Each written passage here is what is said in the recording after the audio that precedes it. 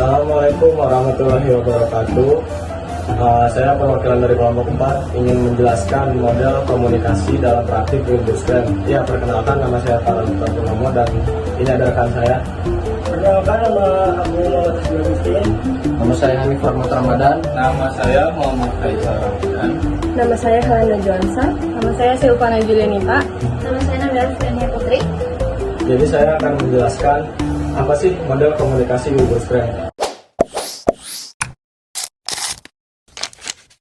Ya, model komunikasi Wilbur Scrum merupakan salah satu model komunikasi paling berpengaruh dalam ilmu komunikasi modern. Scrum menjelaskan bahwa komunikasi adalah proses dua arah atau two-way communication, di mana pengirim atau sender dan penerima atau receiver sama-sama berperan aktif.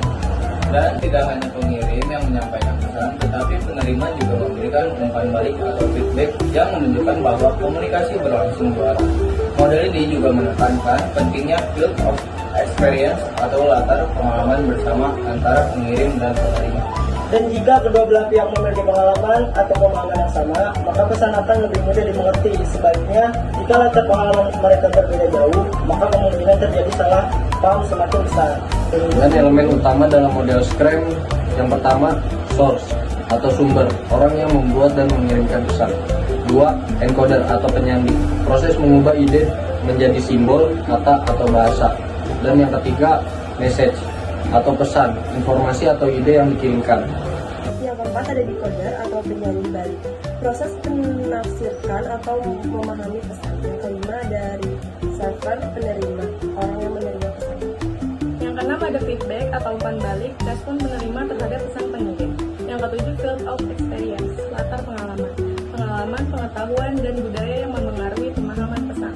Lalu ada kesimpulannya, model komunikasi Wilbur Scrum menekankan bahwa komunikasi adalah proses interaktif yang melibatkan makna, bukan hanya penyampaian pesan secara. Wilbur Scrum dikenal sebagai salah satu tokoh paling berpengaruh dalam studi komunikasi modern.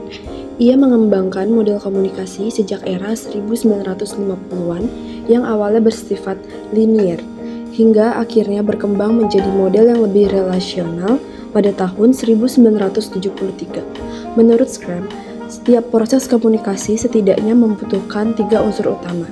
Sumber, yaitu pihak yang memulai pesan, yaitu informasi yang ingin disampaikan, dan sasaran, yaitu pihak yang menerima serta menafsirkan pesan tersebut.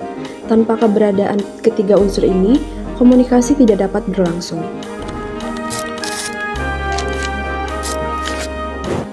Model pertama Scrum berangkat dari paradigma stimulus respons atau yang sering disebut teori peluru. Dalam model ini, komunikasi dipandang sebagai proses yang bergerak satu arah. Komunikator berperan sebagai pihak aktif yang mengirimkan pesan, sementara komunikan dianggap pasif, hanya menerima tanpa memberikan respon berarti. Karena sifatnya yang linear ini, model ini memandang komunikasi seperti proses tembak langsung dari satu pihak ke pihak lain, tanpa mempertimbangkan umpan balik atau interaksi yang terjadi setelah pesan disampaikan. Pada model kedua, Scrum menambahkan konsep penting yaitu bidang pengalaman atau field of experience. Konsep ini menekankan bahwa komunikasi akan berjalan dengan baik apabila sumber dan sasaran memiliki pengalaman yang cukup serupa. Semakin besar wilayah pengalaman yang saling tumpang tindih, semakin mudah pesan dipahami. Namun, ketika kedua pihak memiliki pengalaman yang sangat jauh atau berbeda, kesalahan interpretasi hingga hambatan komunikasi akan lebih mudah muncul. Model ketiga menggambarkan komunikasi sebagai interaksi sirkuler yang berkelanjutan. Dalam model ini, kedua pihak tidak lagi dibedakan secara kaku sebagai pengirim atau penerima. Mereka bergantian berperan sebagai komunikator dan komunikan. Yang paling ditekankan dalam model ini adalah feedback atau umpan balik.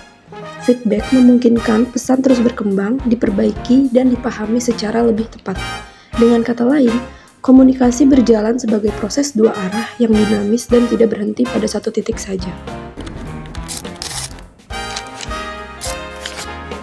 Salah satu kelebihan paling menonjol dari model komunikasi Scrum adalah sifatnya yang dinamis dan sirkuler. Model ini menggambarkan bahwa kedua pihak dalam komunikasi saling aktif, bukan hanya satu pihak saja. Selain itu, model Scrum juga membantu kita memahami sebagaimana proses interpretasi berlangsung dan bagaimana gangguan simatik bisa mempengaruhi pemahaman pesan. Dengan demikian, model ini sangat berguna untuk menjelaskan proses komunikasi antar individu secara lebih realistis.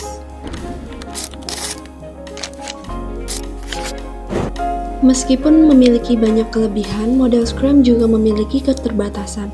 Model ini kurang efektif ketika digunakan untuk menggambarkan komunikasi yang sangat kompleks, terutama komunikasi yang melibatkan banyak sumber atau lebih dari dua pihak.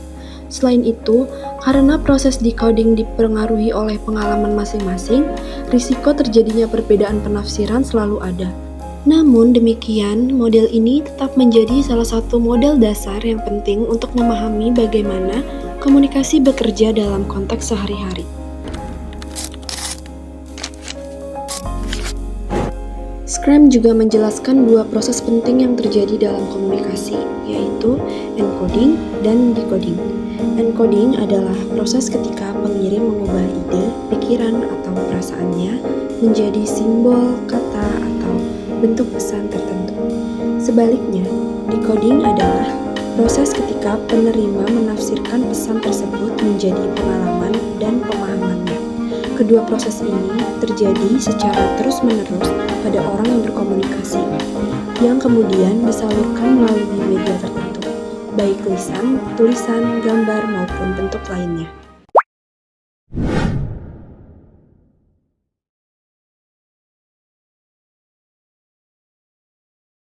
Guru menjelaskan materi kepada siswanya di kelas. Guru sebagai source menyampaikan ide pelajaran. Ia menginput ide tersebut menjadi penjelasan verbal. Pesan diterima oleh siswa atau receiver yang kemudian dikode informasi tersebut sesuai dengan pemahaman mereka. Jika siswa mengangkat tangan untuk bertanya atau menjawab pertanyaan, itu menjadi feedback bagi guru. Komunikasi akan berjalan efektif bila guru dan siswa memiliki field of experience yang sama. Misalnya, sama-sama memahami bahasa dan konteks pelajaran.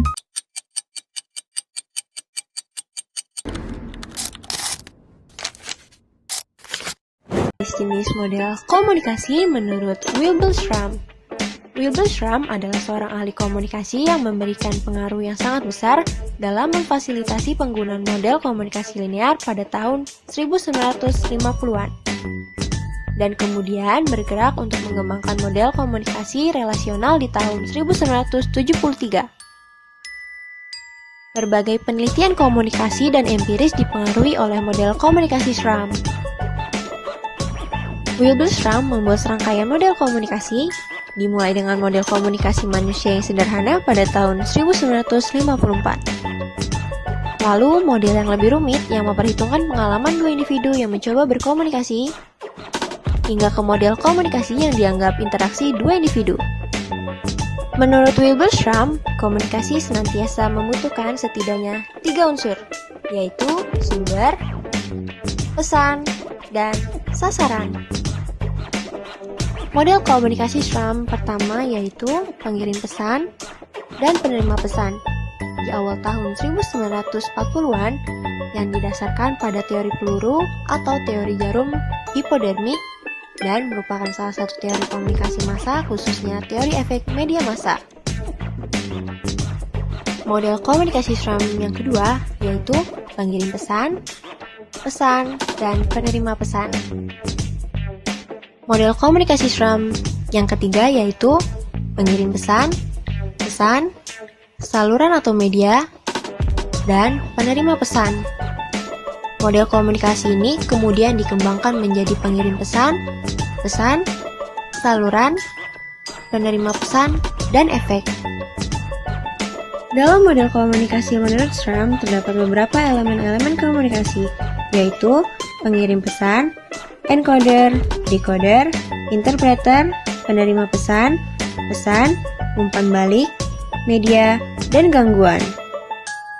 Sekian dari kelompok kami. Wassalamualaikum.